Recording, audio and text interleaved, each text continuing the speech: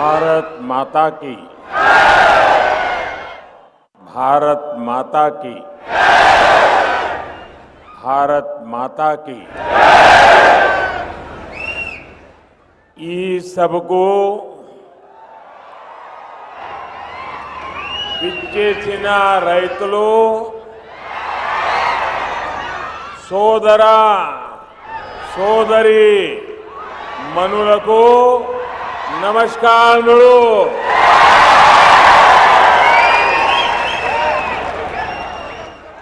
तेलंगाना की गवर्नर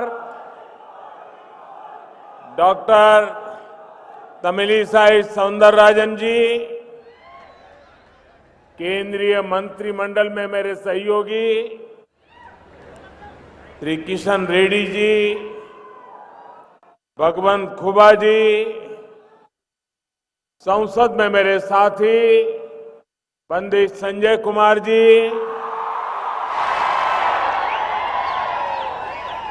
श्री वेंकटेश देथा जी, अन्य महानुभाव, भाई और बहनों,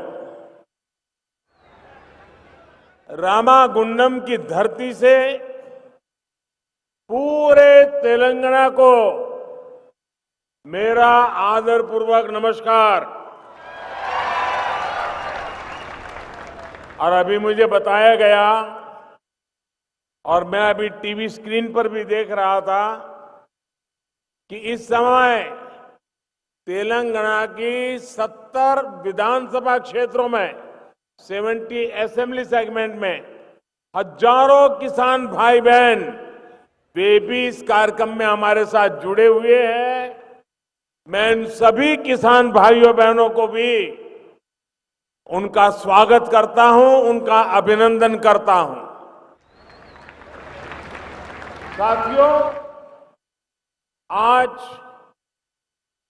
10,000 करोड़ रुपए से अधिक की विकास परियोजनाओं का लोकार्पण और शिलान्यास तेलंगाना के लिए हुआ है। ये परियोजनाएं यहां खेती और उद्योग दोनों को बल देने वाली है। फर्टिलाइजर प्लांट हो, नई रेल लाइन हो, हाईवे हो, इनसे उद्योगों को भी विस्तार मिलेगा।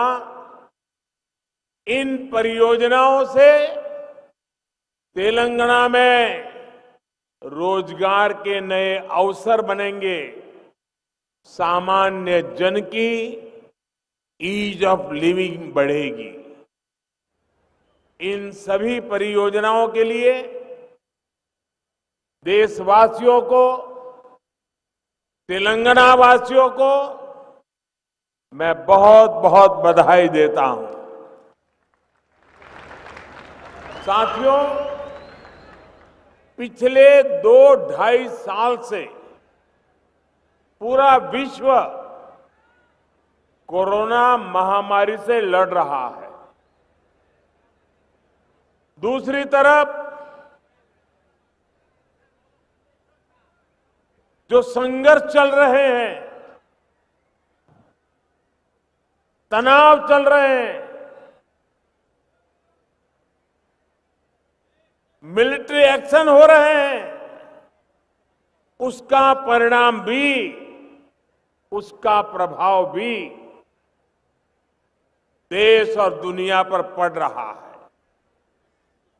लेकिन इन विपरीत परिस्थितियों के बीच आज हम सभी पूरी दुनिया में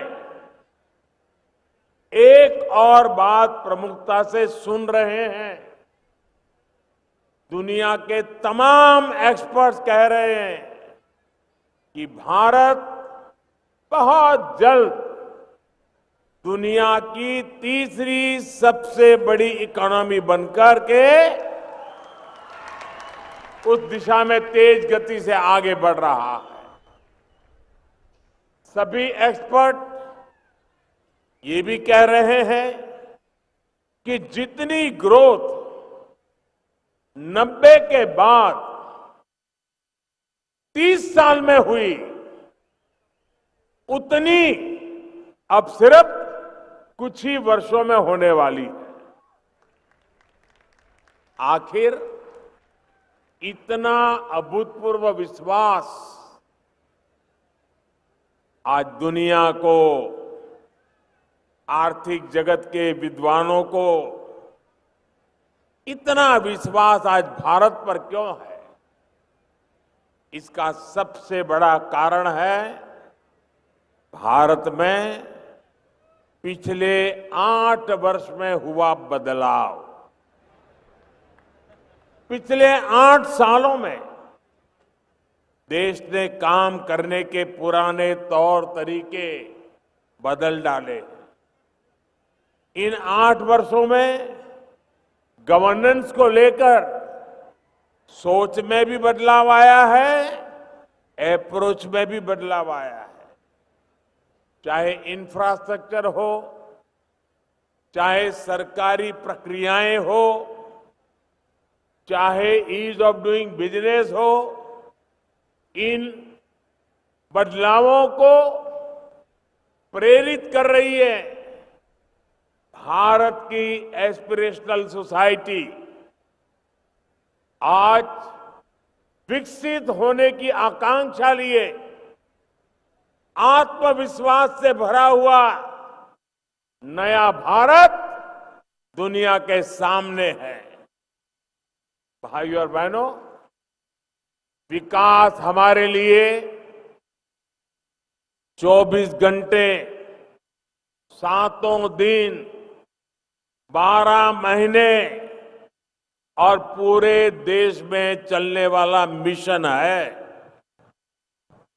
हम एक प्रोजेक्ट का लोकार्पण करते हैं तो अनेक नए प्रोजेक्ट पर काम करना शुरू कर देते हैं। ये हम आज यहां भी देख रहे हैं। और हमारा ये भी प्रयास होता है कि जिस प्रोजेक्ट का शिलान्यास हो उस पर तेजी से काम हो और वो तेजी से पूरा हो। रामागुंडम का ये फर्टिलाइजर कारखाना इसका एक उदाहरण है। इस साल 2016 में इसका शिलान्यास किया था और आज इसे राष्ट्र को समर्पित कर दिया गया है। भाइयों और बहनों, 21वीं सदी का भारत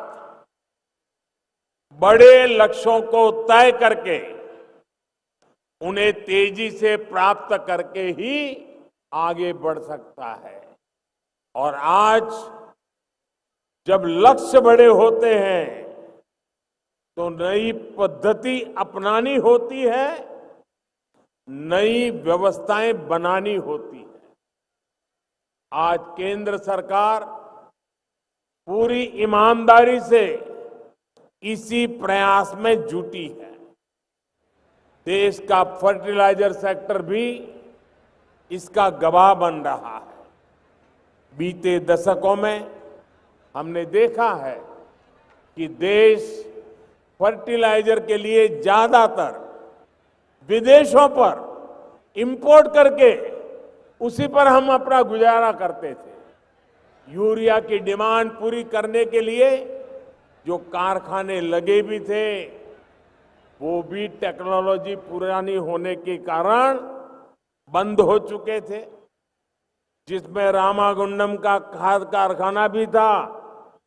इसके अलावा एक और बड़ी दिक्कत थी, इतना महंगा यूरिया विदेश से आता था लेकिन वो किसान तक पहुंचने के बजाय अवैध कारखानों में चोरी करके पहुंचाया जाता था।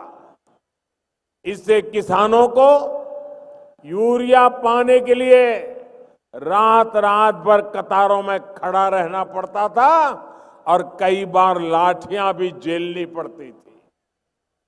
2014 से पहले हर साल, हर सीजन में यह समस्या किसानों के सामने आती थी। साथियों, 2014 के बाद केंद्र सरकार ने पहला काम ये किया कि यूरिया की 100% नीम कोटिंग कर दी। इससे यूरिया की काला बाजारी रुक गई। केमिकल की फैक्ट्री में जो यूरिया पहुंच जाता था वो बंद हो गया। खेत में कितना यूरिया डालना है ये पता करने के लिए भी किसान के पास बहुत सुविधा नहीं थी, रास्ते नहीं थे। इसलिए हमने किसानों को सॉइल हेल्थ कार्ड इस देने का पूरे देश में अभियान किया। सॉइल हेल्थ कार्ड मिलने से किसान को ये जानकारी मिली कि भाई अगर हमें उपज बढ़ानी है तो बेवजह यूरिया के उपयोग की जरूरत नहीं है। उसको मिट्टी के स्वभाव का पता चलने लगा। साथियों, एक बहुत बड़ा काम हमने यूरिया में आत्मनिर्भरता को लेकर शुरू किया। इसके लिए देश के जो 5 बड़े खाद कारखाने बरसों से बंद पड़े थे उनको फिर से शुरू करना जरूरी था। अब आज देखिए, यूपी के गोरखपुर में खाद उत्पादन शुरू हो चुका है। रामागुंडम खाद कारखाने का भी लोकार्पण हो गया है। जब ये 5 कारखाने चालू हो जाएंगे तो देश को 60 लाख टन यूरिया मिलने लगेगा। यानी हजारों करोड़ रुपए विदेश जाने से बचेंगे और किसानों को यूरिया और आसानी से मिलेगा। रामागुंडम खाद कारखाने से तेलंगाना के साथ ही आंध्र प्रदेश, कर्नाटका, छत्तीसगढ़ और महाराष्ट्र के किसानों को भी मदद मिलेगी। इस प्लांट की वजह से इसके आसपास दूसरे बिजनेस के अवसर बनेंगे। लॉजिस्टिक और ट्रांसपोर्ट से जुड़े काम खुलेंगे। यानी 6,000 करोड़ रुपए जो केंद्र सरकार ने यहां निवेश किया है, इससे कई हजार करोड़ का लाभ तेलंगाना के नौजवानों को होने वाला है। भाइयों और बहनों, देश के फर्टिलाइजर सेक्टर को आधुनिक बनाने के लिए हम नई टेक्नोलॉजी पर भी उतना ही बल दे रहे हैं। भारत ने यूरिया की नैनो टेक्नोलॉजी विकसित की है।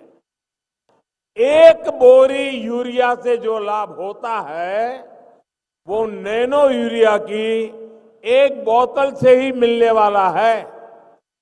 साथियों, खाद में आत्मनिर्भरता कितनी आवश्यक है ये हम आज की वैश्विक परिस्थितियों को देखते हुए और ज्यादा अनुभव कर रहे हैं। कोरोना आया, लड़ाई छिड़ी तो दुनिया में फर्टिलाइजर की कीमत बढ़ गई।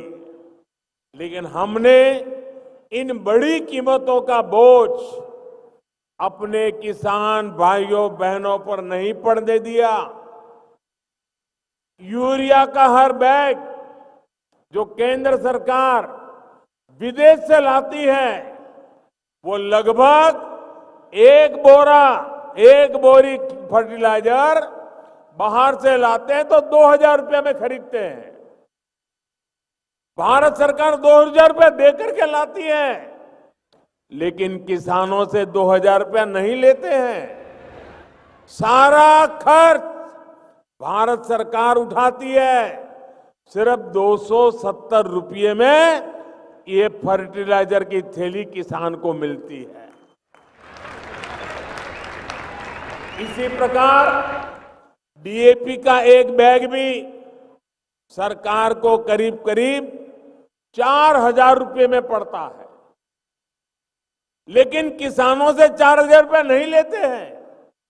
इस एक बैग पर भी सरकार एक एक बैग पर 2,500 रुपया से भी ज्यादा सब्सिडी सरकार देती है। साथियों, बीते 8 वर्षों में किसान को सस्ती खाद देने के लिए ही केंद्र सरकार, ये आंकड़ा भी याद रखना भाइयों, बताना लोगों को, 8 वर्ष में किसान को खाद का बोझ न बढ़े, उसको सस्ती खाद मिले, इसलिए 9.5 लाख करोड़ रुपए यानी करीब करीब 10 लाख करोड़ रुपए भारत सरकार खर्च कर चुकी है। इस वर्ष ही केंद्र सरकार 2.5 लाख करोड़ रुपए से ज्यादा किसानों को सस्ती खाद देने के लिए खर्च करेगी, 2.5 लाख करोड़ रुपया। इसके अलावा हमारी सरकार पीएम किसान सम्मान निधि के तहत भी लगभग 2.25 लाख करोड़ रुपए सीधे किसानों के बैंक खातों में ट्रांसफर कर चुकी है।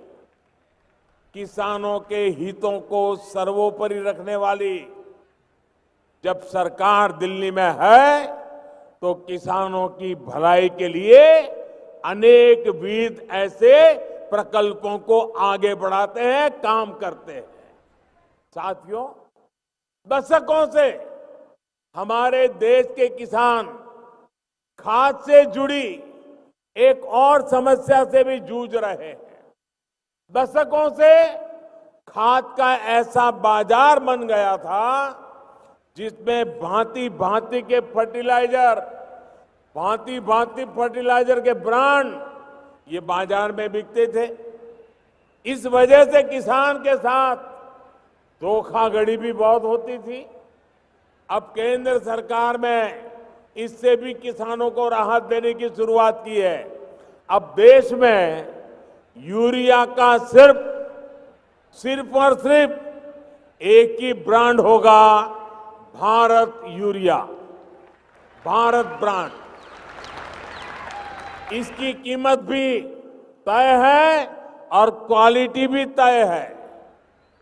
ये सारे प्रयास इस बात का प्रमाण है कि देश के किसानों, विशेष रूप से छोटे किसानों के लिए कैसे हम सिस्टम को रिफॉर्म कर रहे हैं।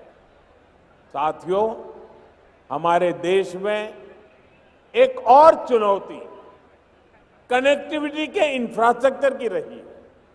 आज देश इस कमी को भी दूर कर रहा है। देश के सभी राज्यों में हाईवे, आधुनिक रेलवे, एयरपोर्ट, वाटरवेज और इंटरनेट हाईवे पर तेजी से काम हो रहा है। अब इसे पीएम गति शक्ति नेशनल मास्टर प्लान से नई ऊर्जा मिल रही है। आप याद करिए, पहले क्या होता था? उद्योगों के लिए स्पेशल जोन डिक्लेयर होते थे, लेकिन वहां तक सड़क, बिजली, पानी, जो प्राथमिक सुविधाएं चाहिए, वो भी पहुंचाने में कई साल लग जाते थे। अब इस कार्यशैली को हमने बदल रहे हैं। अब इंफ्रा प्रोजेक्ट पर सभी स्टेक होल्डर और प्रोजेक्ट से जुड़ी सभी एजेंसियां एक साथ मिलकर एक तय रणनीति पर काम करते हैं। इससे प्रोजेक्ट से लटकने भटकने की संभावना खत्म हो गई है। साथियों, भद्राद्री कोत्तागुडेम ये जिला और खम्मम जिले को जोड़ने वाली नई रेल लाइन आज आपकी सेवा के लिए समर्पित है।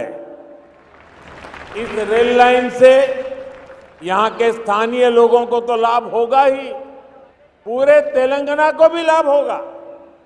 इससे तेलंगाना के बिजली सेक्टर को लाभ होगा।